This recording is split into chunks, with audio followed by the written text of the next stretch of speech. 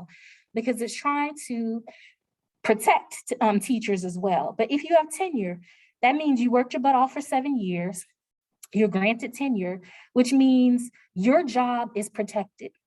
You will have this job as a professor of XYZ for however long you want. So if after your 7 years, you recycle the same syllabus every semester for the next 10 years and never update, no one's really checking for it. If students give you really bad evaluations and say the teacher was racist or the teacher was sexist, they may have someone talk to them, but their protection is I have tenure and I have freedom of speech, and nothing really happens in some cases. And that's people who abuse tenure. And because of that, those older professors that are just, they can teach until whenever they feel like they don't want to teach anymore, become the leaders in the culture. Because if you're a young professor, so I come in, I'm young, I'm hip, my students love me, but maybe I am a woman, or maybe I am trans. And you got to understand, when you research and you publish articles, you want to publish them with other people who are known in the field. And because of our history of sexism and racism, a lot of times the leaders in a field are going to be white males. And so if you want to get in and say, gosh, please mentor me, or can I get on this article? It can be a challenge. It can happen, but it can be hard. And if you're a woman, when people usually are doing tenure, those 7 years, those are during your childbirthing years. If you're 35 and pregnant, it is called a geriatric pregnancy. So instead of maybe having a family, I want to keep pushing. And if I stop my clock, I might be looked down upon. So those are things that are really difficult about the tenure process. So I say that to say a lot of people who are treating students poorly are these old people who have been around for a long time and sometimes really are prejudiced in a lot of different ways. If I'm talking about VCU, it may not be my experience of being a Black student. It may be not calling a student by their pronouns or acknowledging the name that they have chosen. When I was at VCU, there were faculty who refused to acknowledge that a student maybe looked a certain way, didn't identify that way, and would still call them by the name that they don't identify with and essentially out the student. That's kind of the newest where this is going to. So I don't think it's changed in a lot of ways. I think it's trying to change, but it's hard to change old institutions. I went to UVA in the early 2000s. UVA is where we had people going through with the tiki torches, right? That was recently. You guys remember that. That happened at UVA, at a school where I told you I personally felt prejudice and racism. I'm not surprised. When that happened, I was like, I am not surprised that that is a place. And I'm not saying that it was UVA professors or students or anyone in that. I don't think there were. But it is a place where racists felt comfortable that they could walk through it. That's the difference. And so I think we have come some way, but there's still a long way for us to go in making sure that all students feel included. And part of it goes back to what I told you guys, college is an option. And because it's an option, people feel like you can be exclusionary, some people.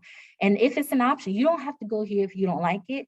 If you don't like the way we run things or our culture, or our values, go somewhere else. And I don't think that that should be the sentiment. You know, yes, it is optional, but everybody should feel like it is an option.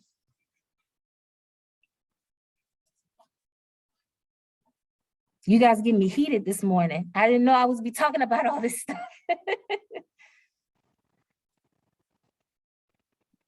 That wasn't the intention, but it is really good to actually hear like a perspective from a former student and somebody still in the education system.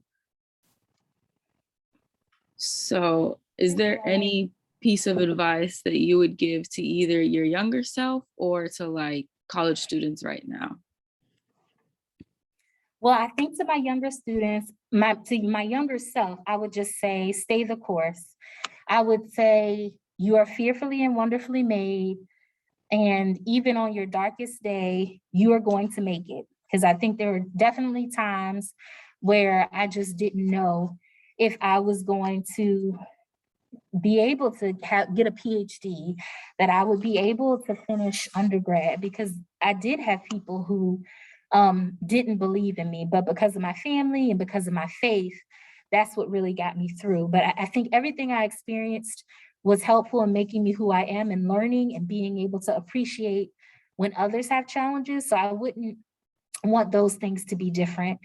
I think things that I would say to younger people, especially students in college, is just enjoy it.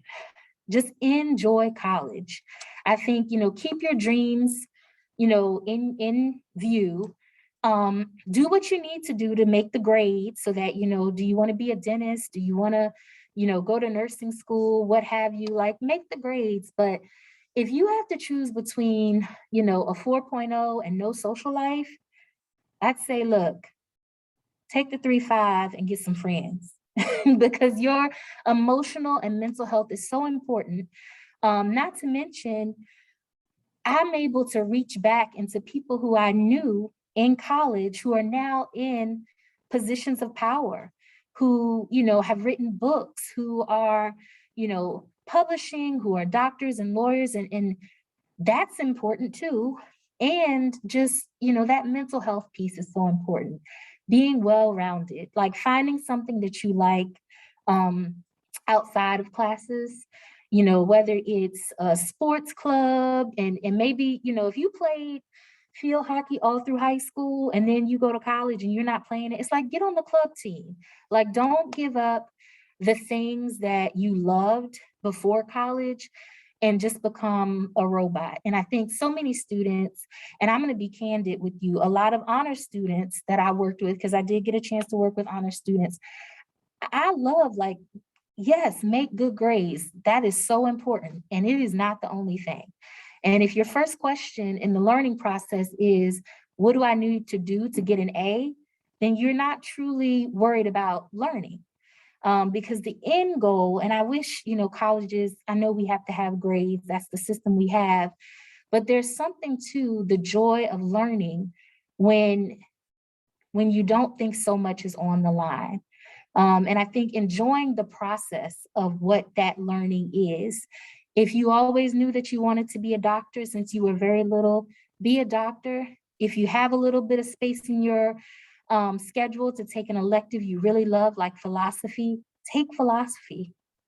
I think those are just the things that people don't think of, because maybe you're trying to live up to your parents' expectations, or reach some bar. I remember my first semester at UVA, and I told you guys my history. I got to tell you, my psyche, I was feeling it chipped away. Even though I had the grades and the SATs and all that stuff I told you, I just kept hearing people say you only got in because you were Black. In my first semester, it was a self-fulfilling prophecy. That, along with teachers who looked at me like, you're not going to pass calculus. Like, my confidence was shredded.